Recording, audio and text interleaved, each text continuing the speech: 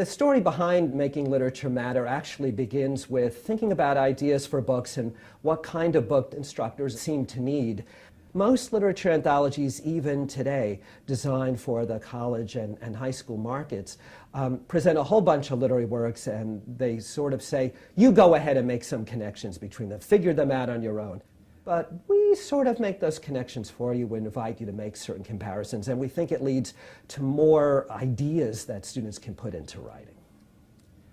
There wasn't a lot out there about how to write about literature, and particularly how to do the kinds of essays that in composition courses using literature and in regular literature courses, instructors often want their students to be able to produce. And those are essays that are essentially argumentative in nature.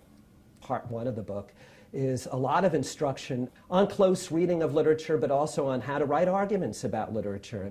And then part two of the book is a literature anthology with a number of chapters, each focused on a particular theme of literature. Each of the thematic chapters has several clusters of works, where 2 or 3 or often 4 works are put together, and we encourage students to engage in comparison. And within each chapter, there's a special cluster called an In the News cluster, which we've added for this edition. What each In the News cluster does is it takes a literary work and it accompanies that work with present-day news items, reports from newspapers and magazines that carry out the implications of that literary work, that relate it to something that's been in the news. So, for example, with Tim O'Brien's famous, much-loved short story, The Things They Carried, which is set during the Vietnam War, we have in the news cluster an op-ed column written by a mother whose son was going off to the war in Iraq. And she explicitly refers to Tim O'Brien's story, and she thinks about what sorts of things can she give him so that he can carry them with him off to war. And so students will immediately see, I think, gosh, Tim O'Brien's story has implications that resonate right down to present time.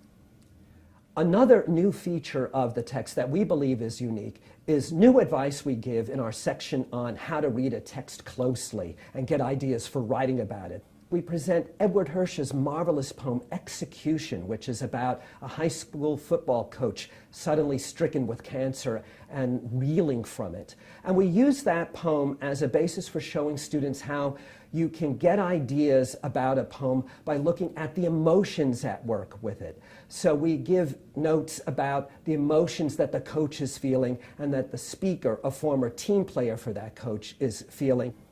And by using such literary works to look at emotions of characters and speech acts of characters, we believe we're supplying a unique feature, a unique, special way of helping students get ideas about literary texts that they can then turn into written papers.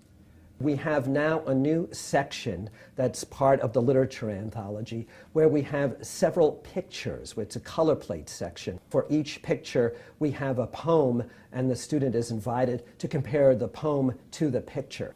We provide explicit guidance to the student on how to write papers about these pairings, so that we have a whole list of strategies, rhetorical techniques that students can use. And then we also have a sample paper.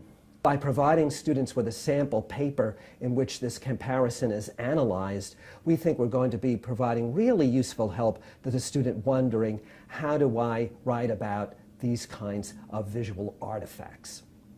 In designing the book, I thought most of all of the student that I'm often trying to reach. That's a student who might be sitting shyly in the back row of the classroom and not sure how to get ideas for literary works.